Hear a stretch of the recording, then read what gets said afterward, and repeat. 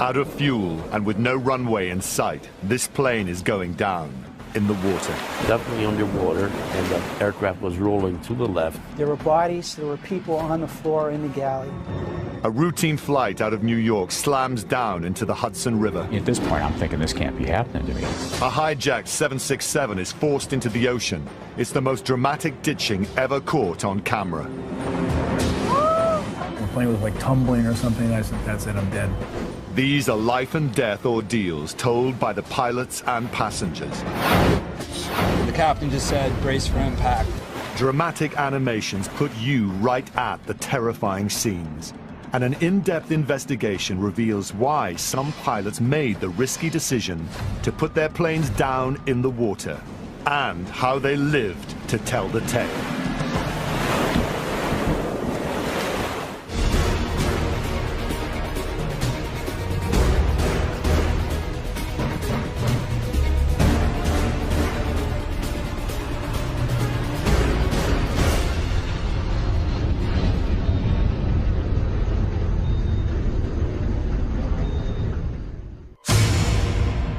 When U.S. Airways Flight 1549 went down in the Hudson River, surveillance cameras were only able to capture these remote images of the landing. It's hard to see what really happened. Now, this detailed animation shows the dramatic landing dubbed the Miracle on the Hudson as you've never seen it before. In the aviation industry, it's known as ditching. Putting a plane down in the water due to an emergency. It's what happens when the nearest open space is not a runway, not even a stretch of open field or a highway, but a body of water.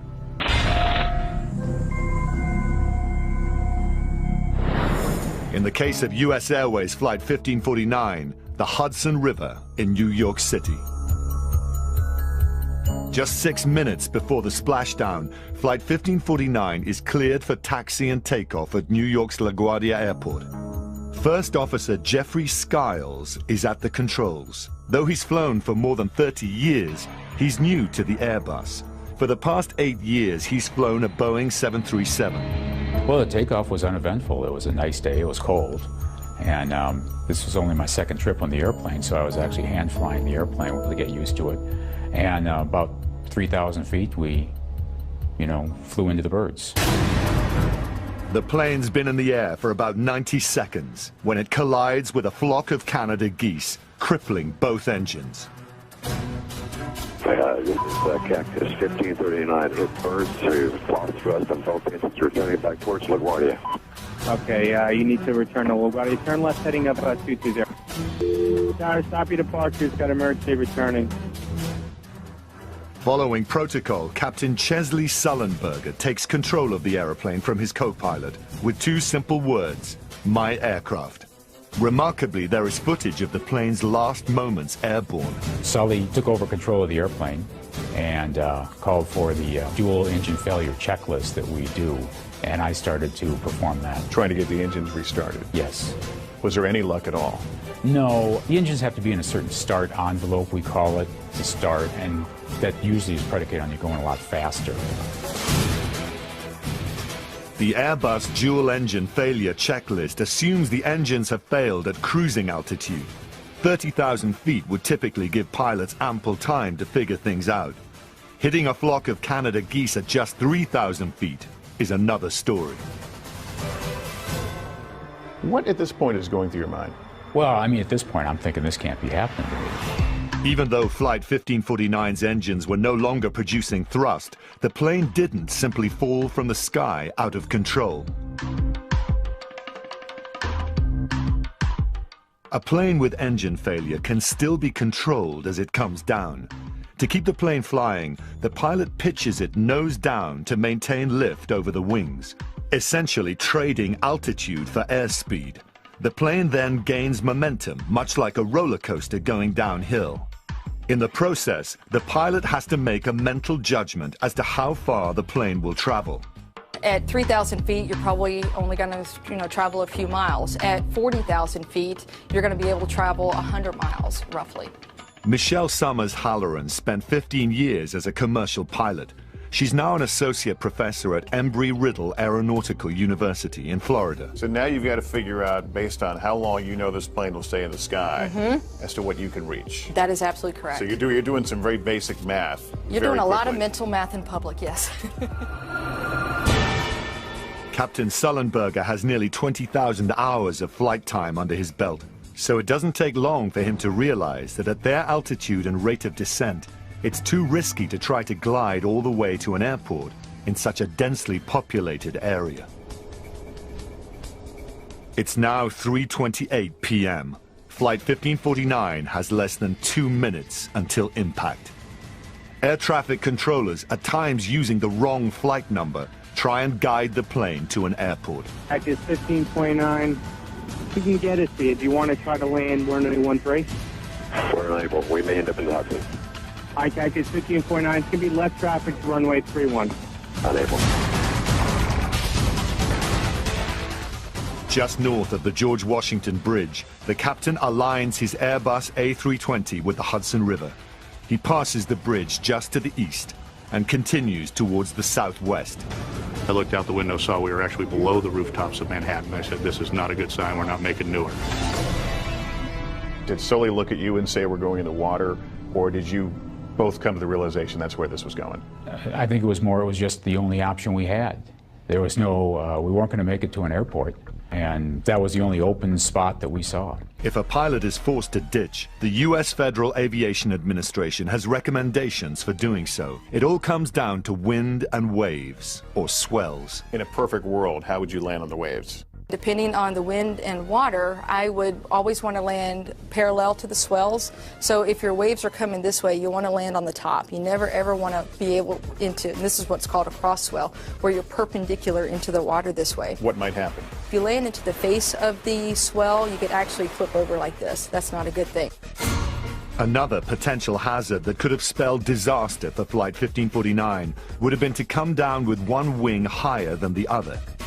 The airplane could have cartwheeled, and that would have been very violent and significantly lessened the opportunity to get everybody out as well as they did.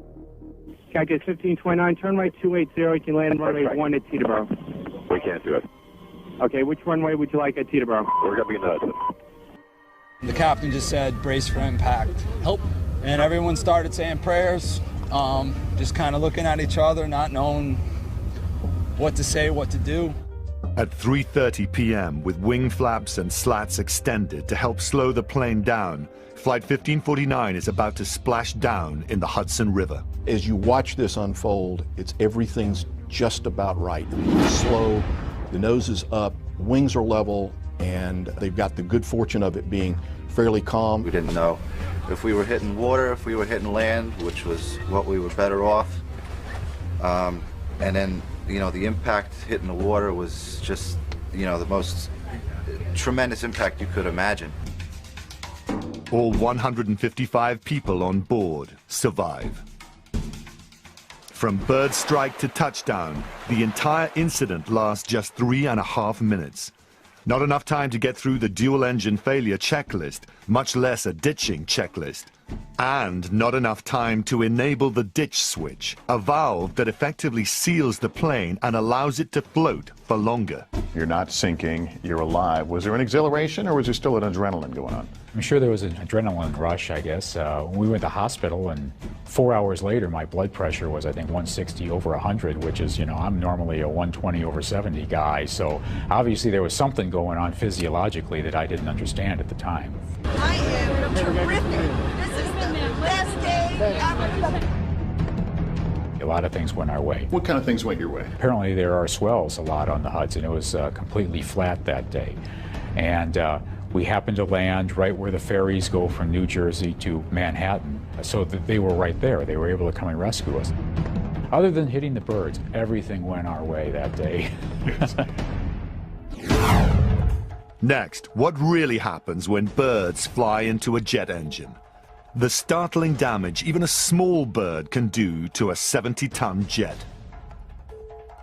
And Flight 1549 is not the first commercial jet to be put down in the water. There have been others, some just as successful, others, tragically, not.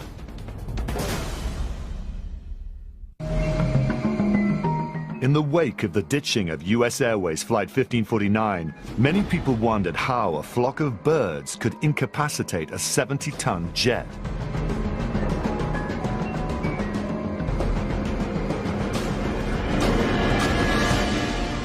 As large and powerful as jet engines are, they can also be surprisingly delicate.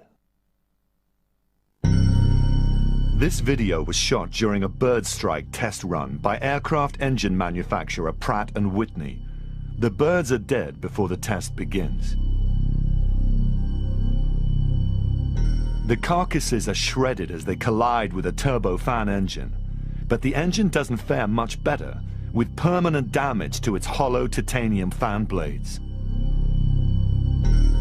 When a large bird goes in, it damages the compressor in the front of the airplane, and those blades that break, they just cascade through the rest of the engine. Ladies and gentlemen, the bang you heard was not our original problem. There was a large eagle on the runway. Bird strikes are more common than you might think. According to the US Federal Aviation Authority, there are at least 20 wildlife strikes a day across the US. The problem cost the aviation industry an estimated $2 billion a year. And since 1988, wildlife strikes have resulted in more than 200 deaths around the world. Fortunately, there were no human fatalities as a result of the bird strike that forced Flight 1549 into the water. But not all ditchings go so smoothly. A pilot ends up over the Caribbean Sea, out of fuel, out of options, and soon into the ocean. That's the tragic story of ALM Flight 980. What went so wrong?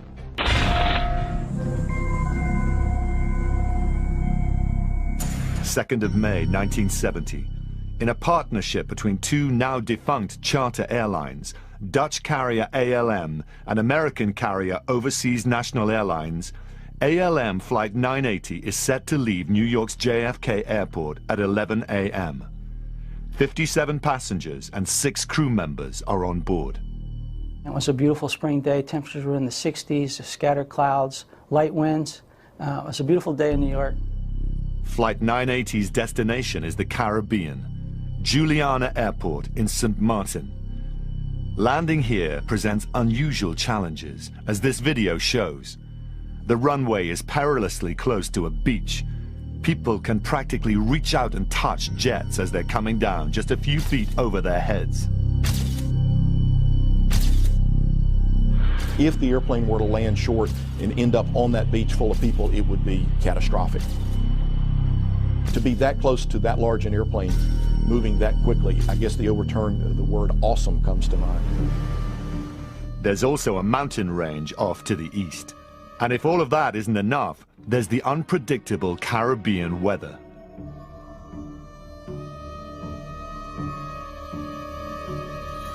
All those factors combined are about to turn a routine flight into a nightmare.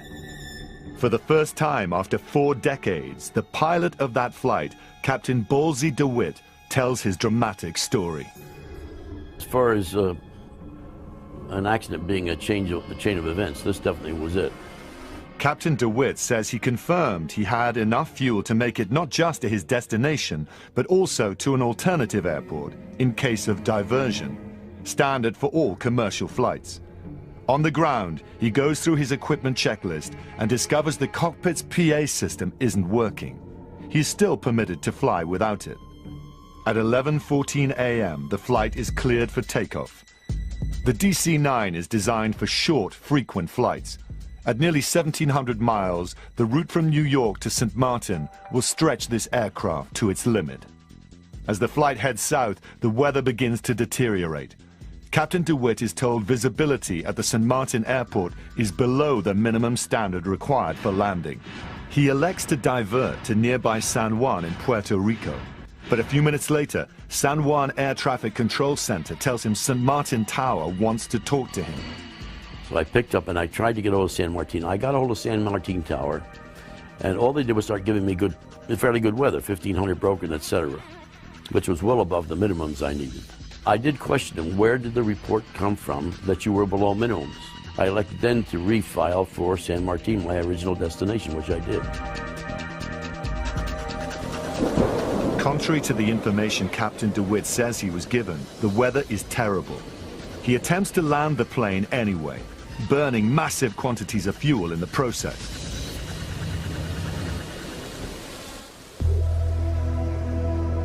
Visibility was poor, it was raining, and because of those conditions, he had to stay in closer to the airport and to the runway than he would normally have liked to have done. So, first attempt was unsuccessful. So I lined it up with the runway, and I took my second circular round. Now on the second attempt, the winds were starting to shift, and he was unable to line it up for a landing.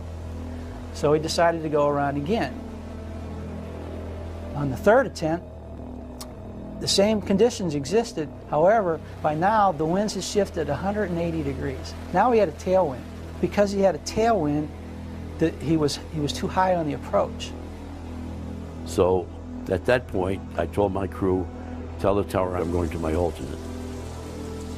Calculations showed that they would make it just barely. They were legal by their calculations, but there wasn't much extra. In hindsight, it's easy to sit and say, well, they should have stopped in Bermuda or they should have stopped on the way down in San Juan. The moment that they missed the runway, it went from fuel critical to a full fuel emergency.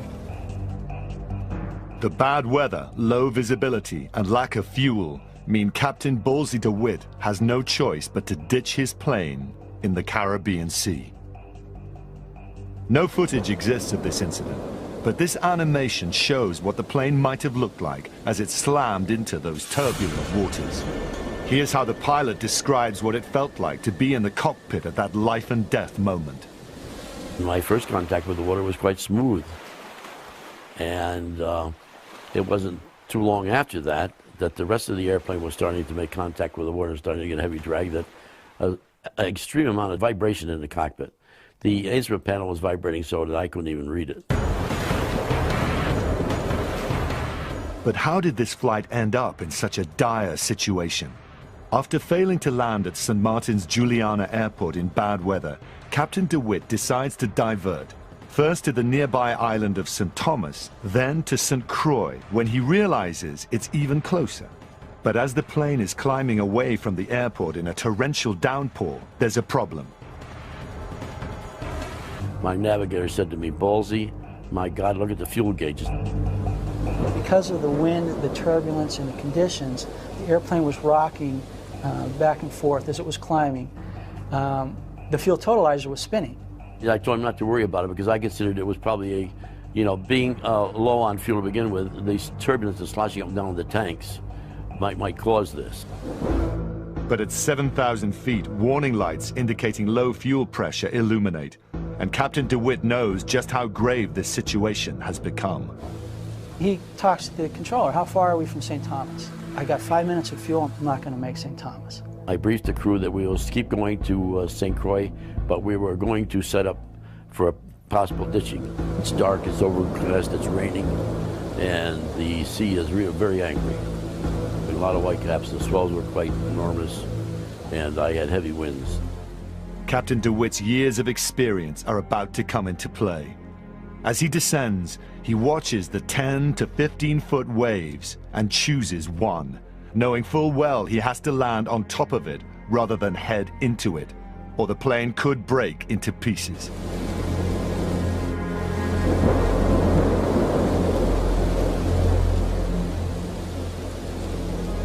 Unlike U.S. Airways Flight 1549, which skimmed across the top of the Hudson River, this plane submerges before bobbing back up to the surface. Captain DeWitt says the plane continues to function while in the water. The aircraft was rolling to the left and was in already a high degree bank, well beyond 30 to 35 degrees. All I did was start flying it like I would in the air, and it rolled out level, and the minute it rolled out level, I sort of popped to the surface just like a cork. Not all have survived the impact, but those who do escape into shark-infested waters. It's an hour and a half before rescue helicopters begin arriving on the scene. Because the cockpit microphone for the PA system was not working, The pilot never had a chance to verbally warn passengers to put on their seatbelts or brace for impact. 40 of 63 survive. According to the U.S. National Transportation Safety Board, fewer lives would have been lost had passengers received adequate warning. Of the 23 who don't make it, 2 are infants. To this day, it's difficult for the pilot to come to terms with the loss of life. Well, the story itself, not very difficult, except if I let my mind wander to the people I lost. Yeah. No, the 2 kids I lost back there. The final NTSB report on ALM 980, issued nearly a year later in March 1971, reveals a long list of all that went wrong that day. It reads, "The probable cause of this accident was fuel exhaustion, which resulted from continued unsuccessful attempts to land at St. Martin until insufficient fuel remained to reach an alternative airport," and tells of another factor, reduced visibility, a condition not reported to the flight. I think the biggest thing was that they kept thinking that they would make it, and they kept doing the planning and realizing increasingly that they weren't going to. The airplane, after its second approach into St. Martin, was fuel critical, and to allow a jet to get to be in that fuel critical a state is an error on the part of the crew. There's one thing in this accident that cannot be taken away from me, and I will not let anybody take it away from me. That's the responsibility. I take that. I wore the 4 stripes. I made all the decisions. Somewhere along the line, I should have been sharp enough to know, regardless, to get myself into a situation like that. And to this day, I still haven't found where I could have done anything better. The FAA revoked Captain DeWitt's pilot certificate 6 weeks after the ditching. He never flew as a pilot again.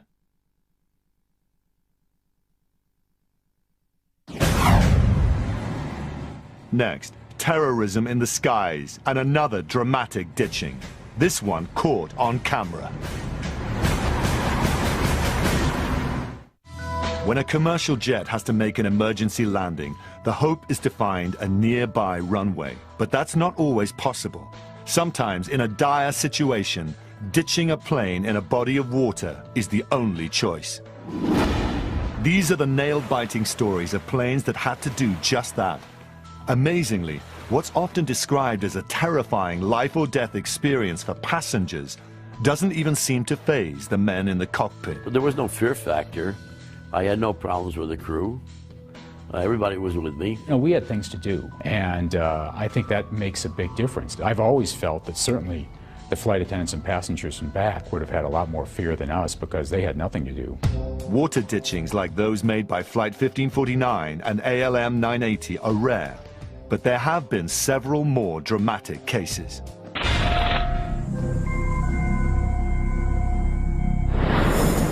In January 2002, a Boeing 737 operated by the airline Garuda Indonesia flies into severe thunderstorms, and both engines are lost. After 2 unsuccessful attempts to restart them, the pilot ditches in a shallow section of an Indonesian river.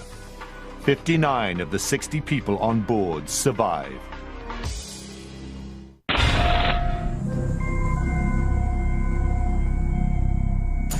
In August 2005, an ATR-72 turboprop fitted with the wrong fuel gauge runs out of fuel and ditches in the Mediterranean Sea off the coast of Sicily. 16 of 39 on board are killed. 7 airline employees, including mechanics, executives, the pilot and co-pilot, received prison sentences of up to 10 years. More than half a century ago, there was another ditching, and amazingly, the entire incident was caught on camera. The old Coast Guard film is startling, but it doesn't tell the whole story. This graphic animation shows what it might have looked like if you'd been in the middle of the Pacific Ocean on October the 16th, 1956, watching Pan Am Flight N90943 go down in open water.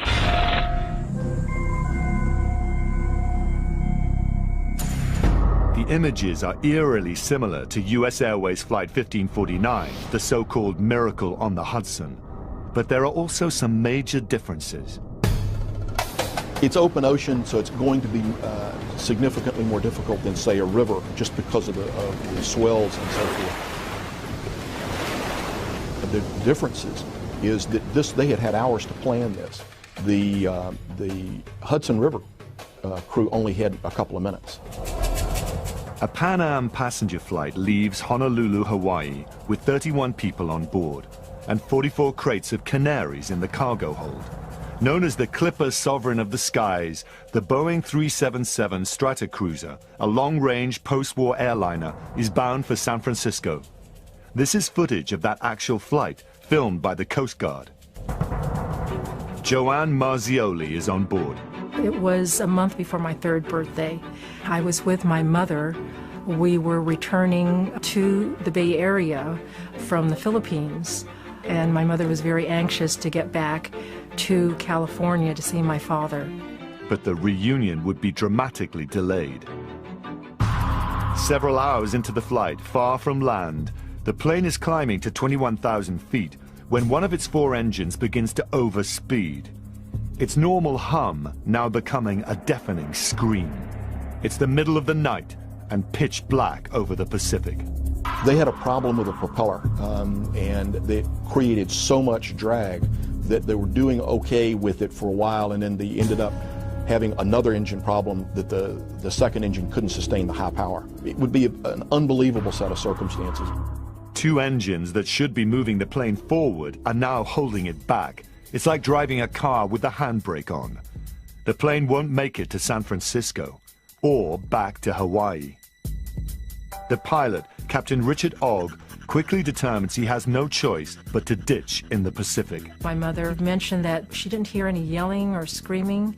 She did hear a lot of praying in different languages. The mood was very, very serious. The pilot radios a nearby Coast Guard cutter for assistance, and a plan is formed.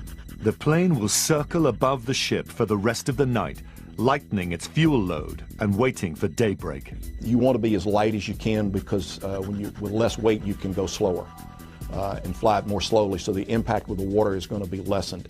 But also you want to do it with daylight, because it improves your depth perception. You're going to be able to put the airplane into the water with a better judgment of exactly how high above the water you are. And that's going to increase the likelihood of having survivors. Despite a well-thought-out plan, it's an incredibly dangerous situation. Captain Ogg is remarkably calm, even managing to provide some comic relief, suggesting passengers light their cigarettes and relax. I mean, here he is, he's in a situation where he's going to have to ditch the plane, and yet he's able to joke like that. He seems to me to be very calm and have his sensibilities about him, which, if you have to have a pilot who's going to ditch a plane, you'd want a pilot who has his senses about him. The plane remains aloft for 3.5 hours, operating on 2 of its 4 engines. By daybreak, conditions are more conducive to ditching. The wind is calm, and the temperature is around 20 degrees Celsius. A Coast Guard camera records the scene from below as flight attendants prepare the passengers above, telling them to remove their shoes, tighten their seatbelts, put out their cigarettes, and put on their life jackets. The pilot has the crew move passengers away from the back of the cabin. He was probably worried that the tail would break off, and if that was the case, then he wanted to make sure we were all safe in the front of the plane. There's a 10-minute warning, a 1-minute warning, and then 3 simple words from the pilot. This is it. The plane splashes down at a speed of 104 miles per hour.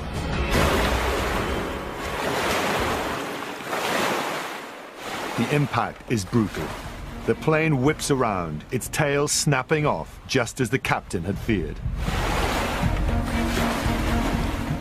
But neither the film nor the graphic animation can fully express what the people who were on that plane experienced at that moment.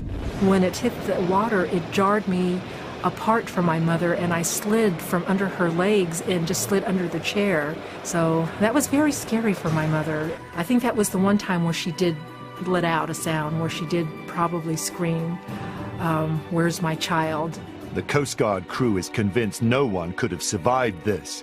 But then, movement. Within seconds, the front doors are thrown open and life rafts thrown out. In the midst of the chaos, Joanne is handed to a Coast Guardsman and then reunited with her mother. Another moment caught on camera. When I saw myself being lifted up out of the life raft by one of the Coast Guards, I could picture them just smiling and just being really loving. And then seeing myself on the video put my arm around one of the Coast Guards, when I saw my mother looking at me and I reached out for her, to see my mother on the video and to see that stressed look, I gotta say that just really made me think about what happened and what she had to go through. Captain Ogg is the last person off the plane, which sinks about 20 minutes after hitting the water. The only casualties are the 3,300 canaries in the cargo hold. Miraculously, all 31 people on board survive. I feel like it's such a miracle. All of us that survived now have lives, and we're able to create lives.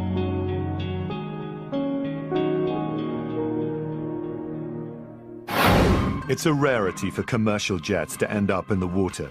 When they do, passengers rely on a combination of luck, skill, and good judgment in the cockpit. Experience is something you can never buy, and you don't need it often, but when you do, there's no substitute for it. What you're looking at is the most dramatic, most violent ditching ever caught on camera. It's a Boeing 767 slamming down in the Indian Ocean off the east coast of Africa. Unlike the other ditchings we've seen, this one was not caused by mechanical failure, nor by the weather, or even a bird strike.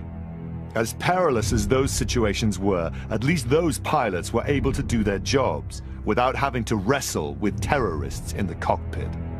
That captain was under a different kind of stress than we've seen in these others. Absolutely.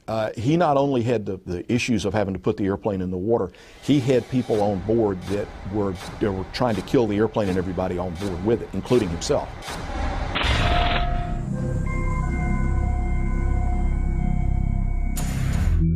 November 23rd, 1996.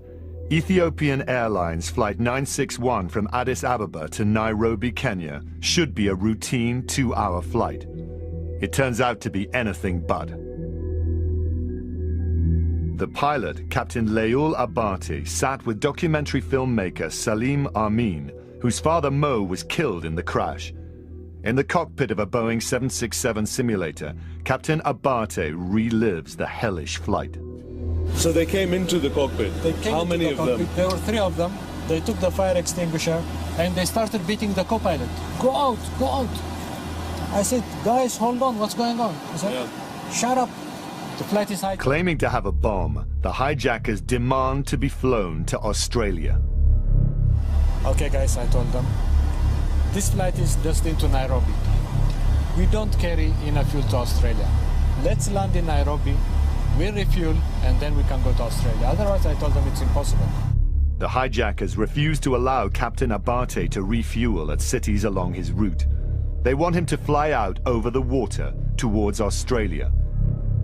The pilot knows they can't make it, so he hugs the coast. Then he said, why are you flying along the coast? Australia is somewhere to this direction.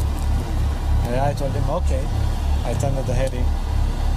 And now this message came, fuel, low fuel. Almost out of fuel, the plane approaches the Comoros Islands off Africa's east coast. As the plane descends, the hijackers fight the pilot for control of the plane. I said, guys, this is finished now. We are all dead people now. Let me do it my way. And he said, I don't know how they did it. He disengaged the autopilot. Disengaged it? He did. From this control? Yeah, from that control. Right. Then I disconnected the autopilot. Then I had to start flying it myself. In the cabin, passengers start to panic.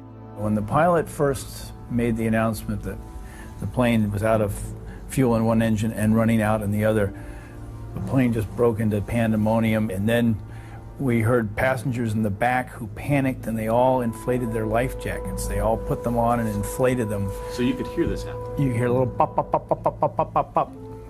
In the cockpit, Captain Abati tries as hard as he can to put the plane he'd nicknamed Zulu down safely onto the water. Okay, you have to hold it, hold it, hold it.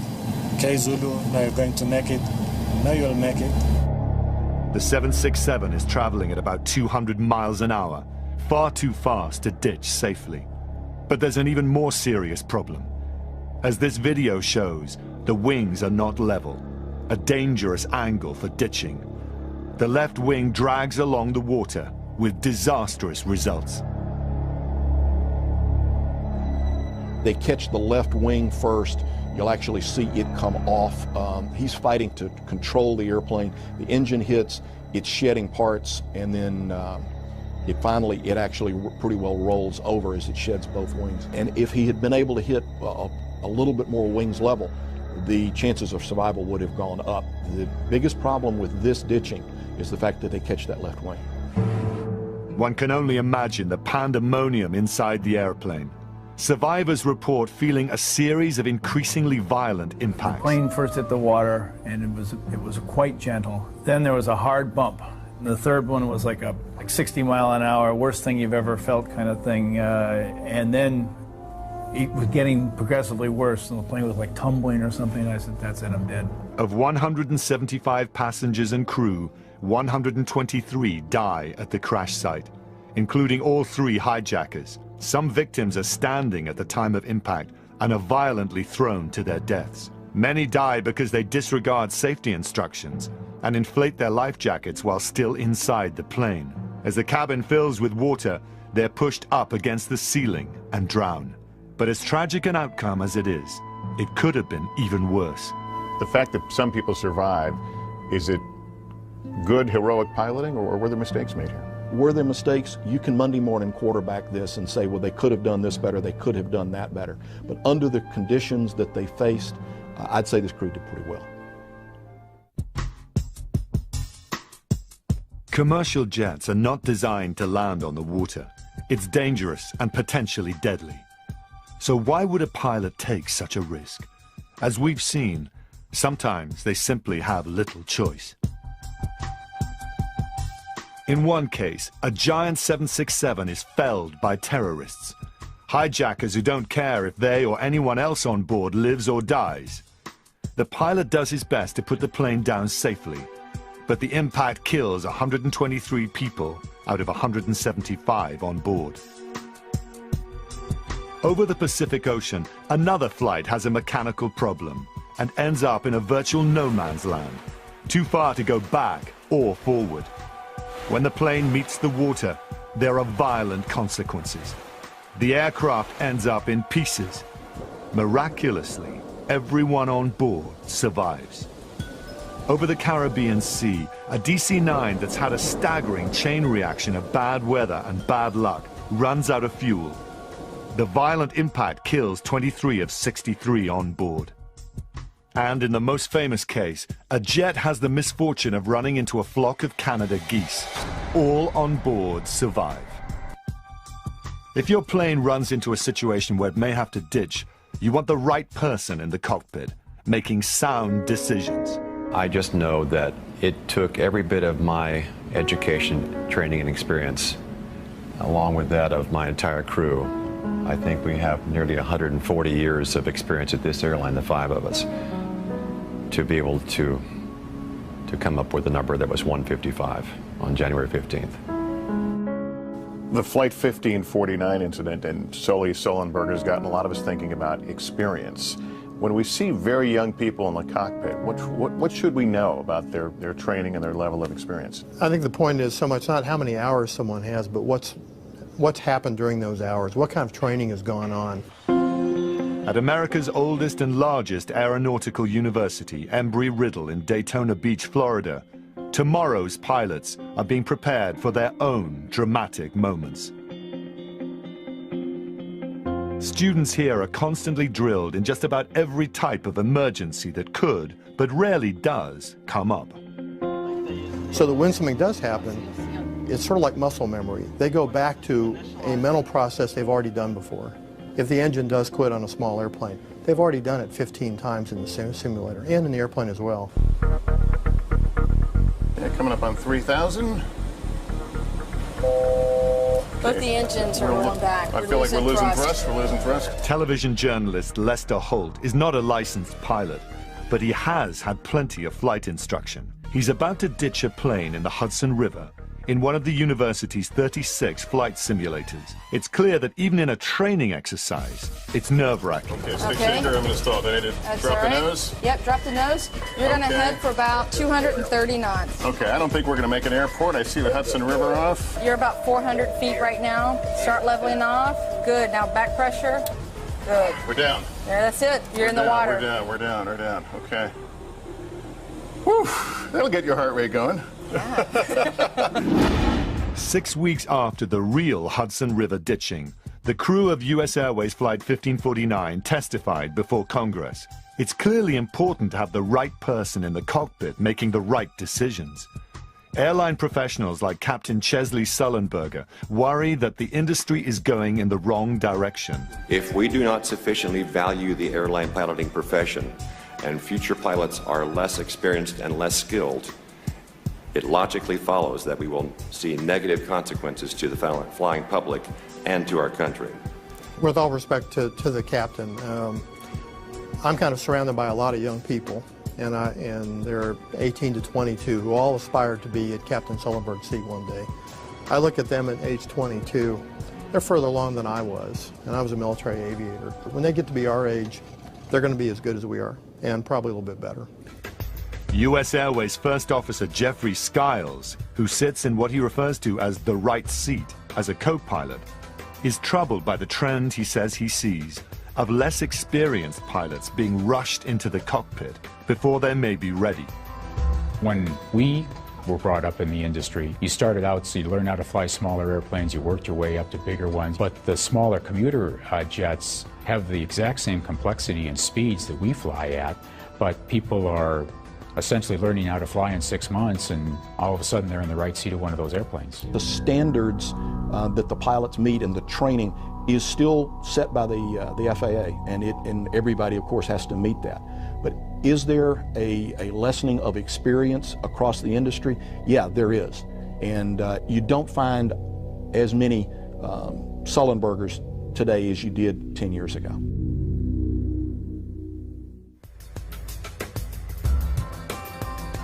Why Planes Crash continues next Monday at 9. Details coming up. Now turn over to Wild for the brand new series of Hunters of the Lost World.